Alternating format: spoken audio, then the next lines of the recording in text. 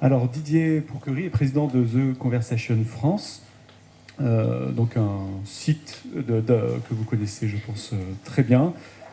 Il est journaliste, il a été pendant de nombreuses années dans différentes salles de rédaction, de différents journaux, donc connaît très bien le milieu, et je pense essaiera de répondre à un certain nombre de questions qui ont été posées par les intervenants précédents ce matin sur la place du journaliste dans cette communication scientifique. Dans ce travail sur les émotions ou pas, hein, est-ce que c'est vraiment le rôle du journaliste de travailler sur les émotions pour amener les gens à la science? On va voir si vous nous donnez quelques éléments de réponse. Vous avez 30 minutes. Merci. Merci beaucoup. Alors, d'abord, je suis très content de partager ce que j'ai à dire avec vous, puisque Hervé Maisonneuve m'a donné une plateforme de départ extraordinaire en disant que les journalistes, en fait, ce qui ne faisait que recopier des communiqués de presse. Donc là, on part sur de bonnes bases. Et donc, je suis très à l'aise. Je vais pouvoir vraiment développer un propos intéressant. Alors, juste un point. D'où je parle? Moi, je suis, en effet, comme disait Léo, ça fait 40 ans que je suis journaliste. Ça fait 30 ans que je suis rédacteur en chef, et notamment dans plusieurs journaux. Mais à la fin, j'étais directeur adjoint de la rédaction du Monde, et je suis celui qui a lancé les cahiers, notamment les cahiers sciences et médecine, bon, au Monde. Et j'ai passé ma vie à recruter les journalistes. Et c'est ça que je voudrais partager avec vous aujourd'hui. Je vous dis tout de suite, je vais être un peu le ravi de la crèche, c'est-à-dire je vais être celui qui donne des éléments positifs, mais c'est la vie, et c'est comme ça, et je l'assume parfaitement. Alors, aujourd'hui, en général, quand j'interviens beaucoup dans les écoles de journalisme, je commence toujours par un chiffre qui est le classement de la cote de confiance du métier de journaliste parmi les autres professions en France et en Europe, d'ailleurs. Mais en France, en tout cas, c'est spectaculaire, puisque nous sommes à la 27e place, à côté des agents immobiliers et des banquiers. Donc, en général, je commence par ça. Et surtout pour les premières années d'école de journalisme, ça les met dans l'ambiance. Je leur dis, les amis, voilà notre boulot. Notre boulot, c'est de remonter là-dedans. En effet, on est face à une crise de confiance. Cette crise de confiance, elle vient d'où? Alors, il y a une crise de confiance dans les médias en général. Mais elle vient aussi de la crise de confiance vis-à-vis de journalistes. Pourquoi? Parce qu'on s'aperçoit que les journalistes que l'on voit, hein, c'est-à-dire qu'on voit à la télé, que l'on voit sur les plateaux, ce sont en général des éditorialistes qui, à force de commenter sur tout, sont devenus des experts autoproclamés d'expertise. C'est-à-dire, c'est les experts en expertise. Ils sont là parce qu'ils sont là. Une espèce de boucle totalement tautologique.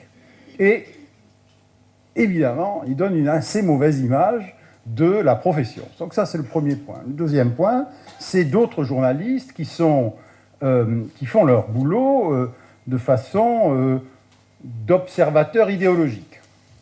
Et donc, dont le travail va être de tordre le réel avec une idéologie. Donc ces deux éléments ont fait que, au fil des années, le public s'est dit mais pourquoi je fais confiance à ces gens-là? Donc, en général, c'est une profession, donc on met tout le monde dans le même sac. Et moi, je trouve que c'est pas bien de faire ça, parce que les journalistes que j'embauche, les journalistes que je vois dans les formations, etc., notamment depuis quelques années, c'est tout à fait autre chose. Au fil des ans, j'en suis venu à deux critères quand je cherche à recruter un journaliste. Deux critères et deux critères seulement. Le premier critère, c'est est-ce qu'il est vraiment curieux? C'est pour répondre à votre question de recopier. C'est-à-dire, est-ce qu'il est vraiment curieux, ce journaliste? Est-ce qu'il est vraiment ouvert? Est-ce que ça l'intéresse vraiment, ce qui se passe autour de lui? Ou est-ce qu'il est là pour autre chose, c'est-à-dire pour écrire pour ses sources, pour se faire bien voir du politique quand on est un journaliste politique, etc., c'est-à-dire pour un statut? Eh bien, je vous assure que ce critère de la véritable curiosité, il est clé. Et la bonne nouvelle, c'est que ça se développe et ça se forme, la curiosité. Je suis par ailleurs président du Centre de sciences et de culture scientifique et technologique de Nouvelle-Aquitaine, Cap Science à Bordeaux, et je vais parler de là aussi.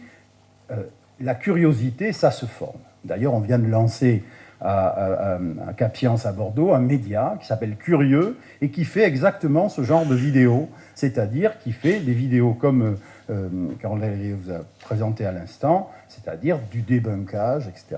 Bon. Donc la curiosité, premièrement, et deuxièmement, la générosité. Je reprends ce mot parce que c'est un mot que je dis, que je répète souvent, et ça, il n'y a pas de mot plus boy scout que ça, évidemment. Et donc, ça a mauvaise presse, c'est le cas de le dire. Donc on dit, mais générosité, mais qu'est-ce qu'il raconte? Générosité, c'est très simple. C'est avoir envie de partager avec celui que vous avez en face de vous, avec le public. Pas avec vos confrères, si tant est qu'une confraternité existe dans ce métier. Pas avec vos sources, je me fais bien voir des grands patrons de labo, mais avec le public. C'est-à-dire avec votre mère et votre père, vos cousins, etc. Des gens avec lesquels on a envie de partager. Pendant des années, j'ai dirigé des rédactions très d'actualité, et il se passe toujours quelque chose dans une rédaction, c'est quand quelqu'un revient de reportage ou d'enquête. Et il arrive dans votre bureau de rédacteur en chef et il vous dit toujours « Dis donc, tu sais pas ce que j'ai vu, c'est dingue ». Et il commence à vous raconter ce qu'il a vu. Avec un enthousiasme, avec tout un tas de choses vraiment positives, et on y est, quoi. On y est. Et puis, ça je l'ai vérifié des centaines de fois, il va s'asseoir devant son ordi, et il commence à faire un truc sans enthousiasme, très calme, très détaché, très froid. Il se regarde écrire, quoi. Et je dis, si on pouvait garder vraiment cet enthousiasme initial, eh bien c'est là qu'on pourrait faire du bon partage de savoir. Donc la générosité, c'est ça aussi. Est-ce que j'ai envie de partager avec toi ce que j'ai trouvé? Et ça veut dire autre chose. Ça veut dire, pour le partager, il va falloir que j'emploie les bons moyens pour que tu le comprennes. C'est-à-dire, évidemment, de réduire la complexité, on va y revenir, etc., mais aussi d'utiliser le média le plus utile pour toi. Si c'est un ado de première, j'en ai un chez moi, c'est pas la peine que je lui présente des papiers de 6000 signes. Il ne va pas les lire. Donc, il faut que je fasse de la vidéo. Donc, il faut que je fasse des graphes. Il faut que je fasse de la data vise. Et ça aussi, c'est la générosité. C'est-à-dire que je vais prendre sur mon temps, en me disant, moi, journaliste très intelligent, eh bien, il va falloir que je transforme ce que j'ai, mon enquête, en quelque chose de vraiment d'accessible pour le grand public. Et ça, c'est aussi important. Donc, en 2 mots, pourquoi j'ai intitulé ce partage rapide « Agir en responsabilité » parce que c'est un mot qu'on n'a pas encore entendu ce matin. La responsabilité. Un journaliste, pour moi, il doit être essentiellement ça. Je suis responsable. C'est assez vertigineux quand on voit l'impact que peuvent avoir nos articles, nos vidéos, nos podcasts avec les réseaux sociaux aujourd'hui. On peut toucher des centaines de millions. Sur le site de Conversation, que j'ai cofondé et que je dirige depuis 4 ans, on est à 3 800 000 pages vues par mois, sur des articles quand même assez exigeants. Donc on a une responsabilité. Donc, en 2 mots, je voudrais juste revenir sur 2 points. Agir en responsabilité dans la construction des messages et agir en responsabilité dans la diffusion des messages. Alors, le premier point, c'est sur la construction des messages. J'ai l'habitude de parler des 3 V. Vous savez, alors là, ça fait partie des choses qu'on apprend sur Internet à force de faire des titres sur Internet. Voilà les 4 raisons qui font, et la 3e va vous surprendre, vous savez, enfin, ce genre de titre. Eh bien, là, c'est les 3 V. Les 3 V, c'est d'abord la validation. Quand on entend la présentation de Hervé Maisonneuve, on se dit qu'on a vraiment besoin, quand on est journaliste scientifique ou journaliste en général, de plonger dans ce maelstrom de publications, pour essayer de valider ce qu'il y a à valider. C'est pour ça, évidemment, quand le communiqué de presse sort, on sait que déjà il est passé dans un certain nombre de filtres, mais normalement, le boulot du journaliste, il commence là, à valider tous les éléments du communiqué de presse. Quand j'étais petit, moi je commençais à l'IB en 1981, on nous disait que c'était une info, 3 coups de fil. Ou une info, 3 sources. Bon, ça, je ne sais pas pourquoi, à un moment, ça s'est perdu, cette affaire-là, mais en tout cas, la validation, pour moi, c'est la clé. Et le communiqué de presse, c'est la première chose à valider. Et oui, on va reposer les mêmes questions. Et ça fait partie du travail du journaliste, savoir poser les questions. C'est-à-dire être ennuyeux, être embêtant. Mais je vous l'ai déjà dit, mais oui, mais donnez-moi la source, donnez-moi la validation, etc.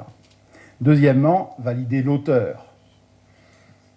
Et oui, je veux dire, sur The Conversation, on est un des rares médias à faire signer à tous les auteurs, qui sont des scientifiques, une déclaration d'intérêt. Je ne vous dis pas que c'est facile, mais on le fait. Et ça prend du temps. Et souvent, dans certains milieux, touchant par exemple la santé, ça prend beaucoup de temps. C'est-à-dire qu'on est en droit de demander. C'est comme ça, je veux dire, moi je ne peux pas publier un article si l'auteur n'a pas rempli sa déclaration d'intérêt. C'est des Australiens qui ont inventé le système The Conversation, et dans le système, il y a ça. Donc je suis obligé de discuter, de valider l'auteur, de poser les questions, etc. Deuxième V, la vulgarisation. En général, quand on dit vulgariser, n'est-ce pas, on dit dans le bon sens du terme. C'est quoi ça? C'est valoriser, c'est vulgariser. Vulgariser, c'est écrire en langage que tout le monde peut comprendre. C'est ça que ça veut dire, vulgariser. Écrire dans la langue commune. Et ça fait partie du travail du journaliste. Oui, c'est réduire la complexité, parfois. Oui, c'est redemander et redemander encore. J'ai bien compris, à la source, j'ai bien compris ça? C'est vraiment ce que vous avez voulu dire? Si j'écris ça, est-ce que c'est valable? Faire valider aussi. Les boucles de validation, c'est essentiel. C'est-à-dire que chez nous, à The Conversation, on ne publie jamais un article si l'auteur, l'enseignant-chercheur, ne l'a pas validé. Il n'a pas validé le titre, le texte, etc. Non. Expliquer, traduire en langage simple, quelquefois c'est un peu lourd, mais il y a des méthodes, on peut rajouter des vidéos, ça c'est la vulgarisation. Et le troisième V qui vaut aussi pour le journalisme contemporain, c'est la valorisation, la mise en scène, la mise en acte, la mise en valeur, l'illustration, etc. On a été trop longtemps sur si vous voulez avoir de la bonne info, il faut vraiment, vous allez avoir du mal. Il faut se faire un peu de mal. Moi, j'ai commencé ma carrière dans l'information économique. Et l'information économique, c'était les grands papiers, et puis il fallait s'accrocher pour les lire. Et puis on se disait, si j'ai eu du mal, donc ça doit être vraiment bon. Et non. On peut aider, justement, ça fait partie de la générosité, on peut aider à l'accès à l'information. Le deuxième élément, c'est agir en responsabilité dans la diffusion des messages.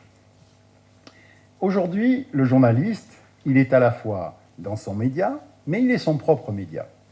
Vous le savez bien, puisqu'il est la plupart du temps sur les réseaux sociaux. Donc, il va partager.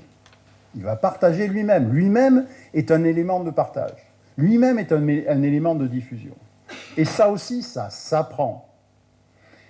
On ne peut pas faire n'importe quoi. Quand je parle de responsabilité, vous savez, dans le domaine de la santé, je vois tous les jours des choses qui font tourner la tête au public. Hein, le nombre de régimes qui sont censés guérir ceci ou cela, qui traînent sur Internet. Tout est au même niveau. Vous le savez bien, ça, je ne vais pas enfoncer les portes ouvertes. Tout est au même niveau sur Internet. C'est-à-dire l'article qui fait que boire un verre, 1 litre, moi je suis bordelais, donc beaucoup de vin, c'est bon pour la santé. D'accord.